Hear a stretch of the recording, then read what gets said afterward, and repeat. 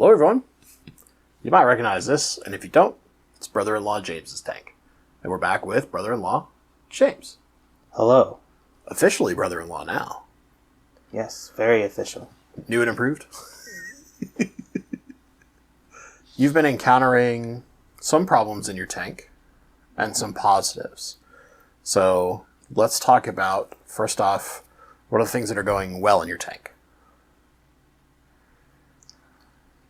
Well, I have an Anubius that has just shot off.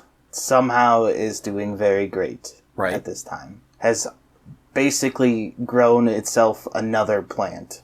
Yeah, it's really gotten quite big in size. It's kind of almost growing out of the tank, really.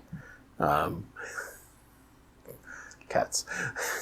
And your cherry barbs are doing really good. Yes. Also, we got some more shrimp so that Shrimpard isn't lonely anymore. He named his Amano shrimp Shrimpard. I actually named all of them. The one that was there. Now we have more. Yeah. We had some more in the first place, but we lost a couple of them, right? Yes. We still have some of the Panacories in there, although we've lost some Panacories. I don't think so. I think we lost like one, didn't we? Maybe one. I mean, We didn't buy very many. We only had a few. I think we've only lost 3 or 4 cherry barbs. Yeah, we lost some cherry barbs. And about 5 betas. Hasn't been that bad, but we've struggled with betas. I think that's been the biggest problem, right? Is that betas have not been super long-lived. And not for anything that we can tell is obvious, because it's not really affecting the other fish. Mm-mm. Right? So we don't know where it's just like we've got bad beta luck, or we're getting old boys and we don't realize it. But we haven't figured that out. Now let's talk about the plants. Right? The only major problem we've had, and it's leading to a problem we're going to start talking about, is your Java fern. Right? Yes. Which no longer exists in my tank. There's a little bit. There's a little bitty piece that we salvaged off of the main plant we put in, but we've had some Java fern issues. And what really happened is, although we tried messing with some dosing adjustments and some light, just never got super happy. No. And it started dying off, and when it starts dying off, it creates a bunch of extra waste. And that's kind of led us, in part, to one of the problems we're dealing with now. So why don't you explain what you've been noticing as a problem, because it's impacted your tiger lily now, or I'm sorry, your dwarf aquarium lily, not a tiger lily. So why don't you talk about that? Okay. Well, you may remember last time that my lily was doing very well, to the point that I needed to learn how to trim it. And it trained itself very quickly. But then once we got the Java fern in there for long enough, it started creating some detritus. And then the detritus would just get caught in the Java fern. Mm-hmm.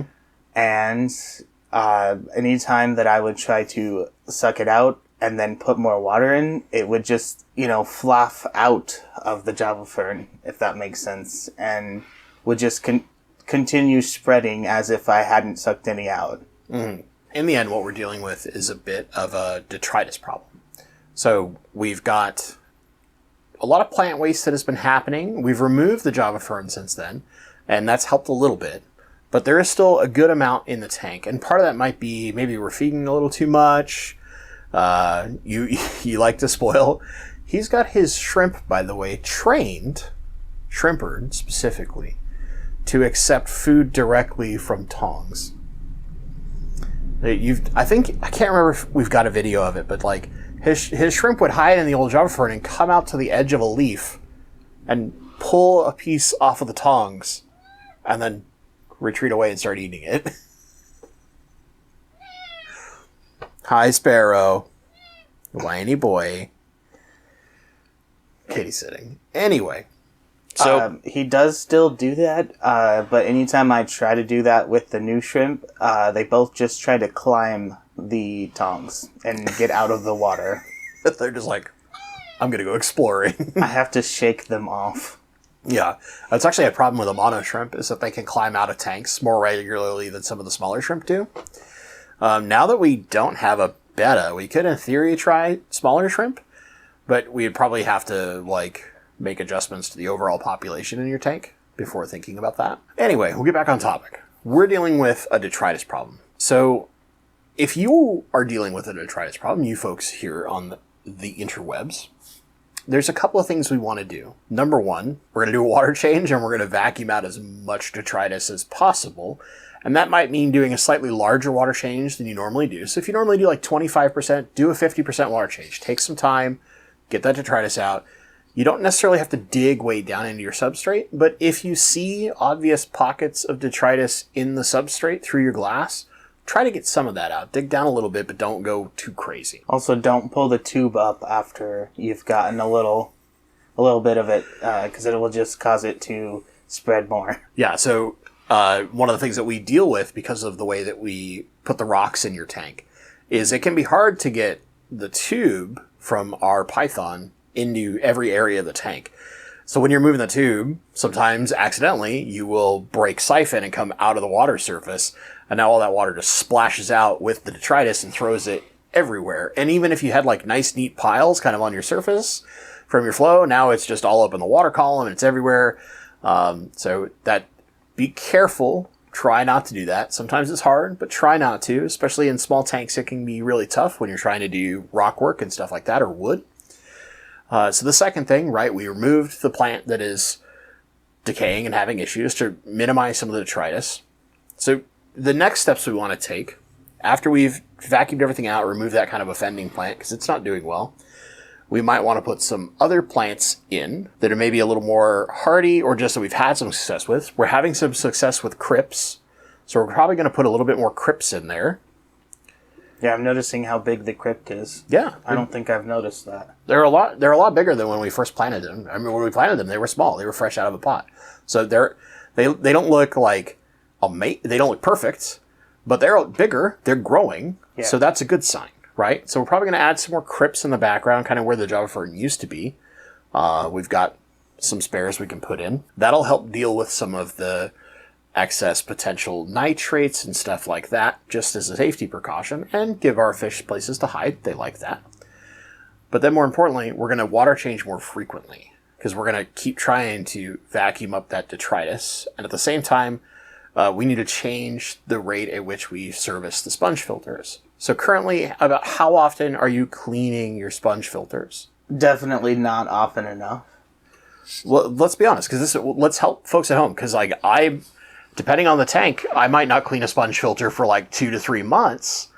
But if I start seeing the same thing you're encountering, I have to change that, right? So how often are you changing your sponge filters right now? Would you say once a month? Once every 2 months? So I did one of them last week. Right. And then before that, I think it was about 4 to 6 months. Okay, a little much.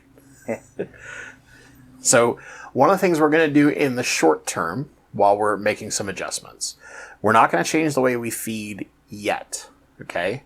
Because what we want to do is isolate all the other problems and make sure that anything other than food that could be causing an issue, we're fixing. So we're going to get the excess detritus that's in our sponges out, and we need to clean them a little more regularly. We're probably going to want to do this about every 2 weeks. No more than a month. Yes.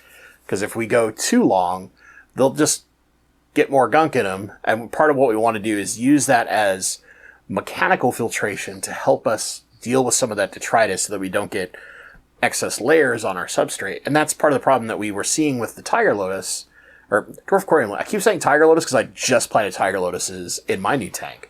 But you have a dwarf corium lily. Is that when we cut it short and it learned really fast, it really wasn't growing very tall, but it still was looking great. But then we started dealing with a lot of excess detritus, and it started shading that plant out, and that plant likes a little extra light. And now it's kind of not so happy. We might actually go give it some steroids in the CO2 for a little bit just to help it back up. But yeah, we might need to put it in a different tank for a bit. Yeah, maybe. We'll see. But we're going to try getting the detritus under control first. And then after we've done this for about a month, right, of a little bit more frequent water changes, sucking up detritus, a little bit more use on your sponge filters, Pixel, the other cat, is now investigating the room because both Uncle James and Stepdad are here. So now we have to find out why. They also don't come in here very often. Yeah, mostly because this is Lulu's domain. Yes, this is Lulu's room. Doggo number 3 spends much of her time with Uncle James. Uncle James is the bestest person in the world to her. This is not even my room. She thinks it's hers. Yeah, well, I see what you mean. You are gonna move rooms to a slightly bigger room in the house once we do some stuff, but Yeah. anyway, so what we want to do is make some of those adjustments, and then after about a month, if we're still seeing a lot of detritus build up, then that tells us we're feeding too much food for the fish, shrimp, and snails we're keeping in the tank. And then that's where we know where the culprit is, and we make that adjustment, and we'll start metering the food in a way that is a controlled amount. Sound like a good plan? Yes. Okay. So that's our plan. First, number 1, we're going to get rid of as much of the stuff that's in the tank currently. Then we're going to increase our water changing schedule and increase the rate at which we are servicing the sponge filters. So instead of water changing once every a week and a half or so, as we were kind of watching for evaporation, and then, we need to do some stuff. Now it's going to be about once every 4 days or so. We'll do a small water change. Depending on how much detritus is in there, we might have to go more toward like 50%. And then we're going to be cleaning out the filtration about every 2 weeks.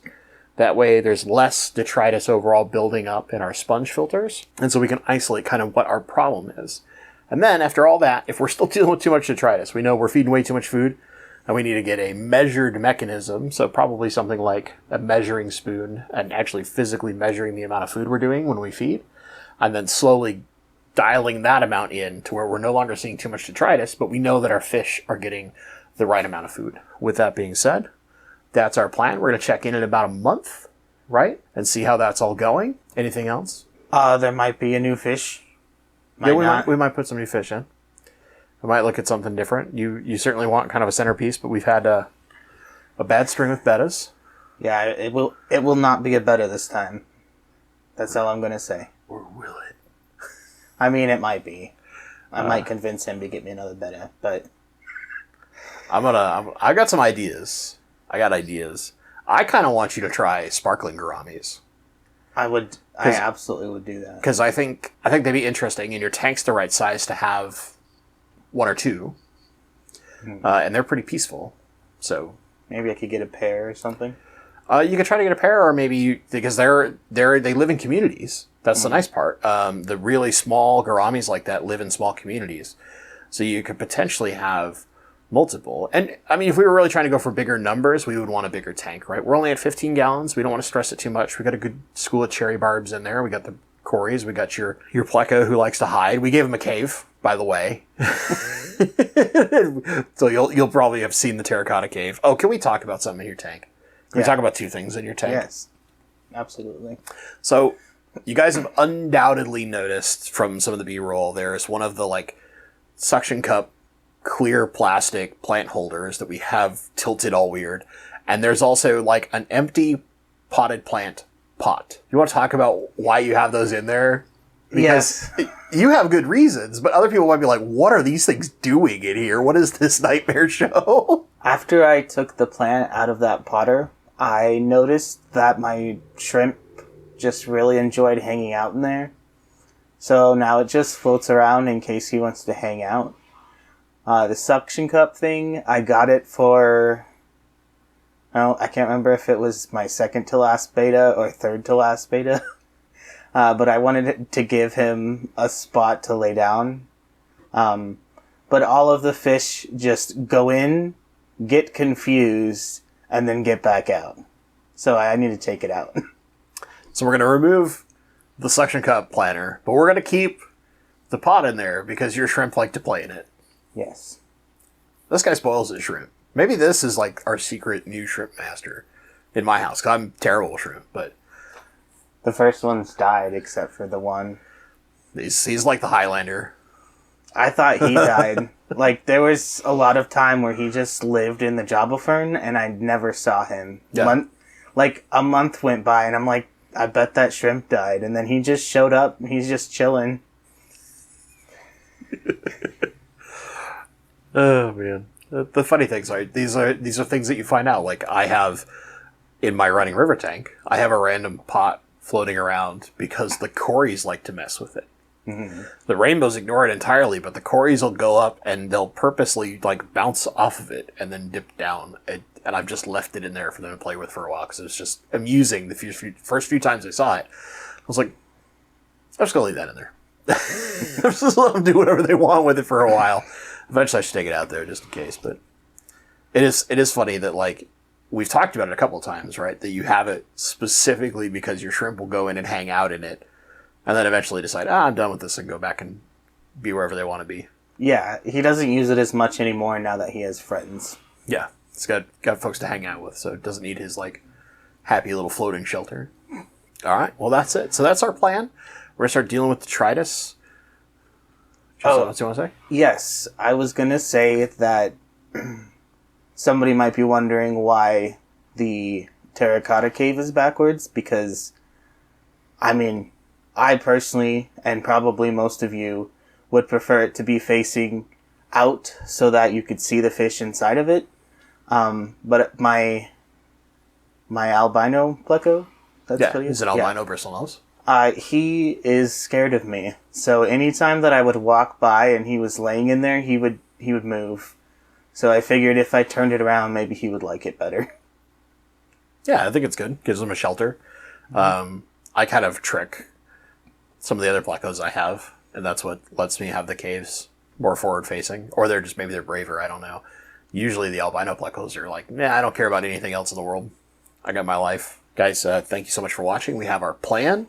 We're going to be moving forward. We're going to try and fix the detritus problem in brother-in-law James's tank and get it back on the road to success and hopefully recover that lily at the same time.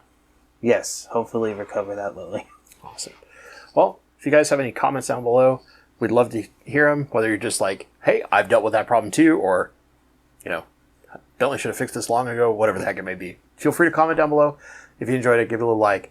And as always, guys, thank you so much for watching. And stay awesome.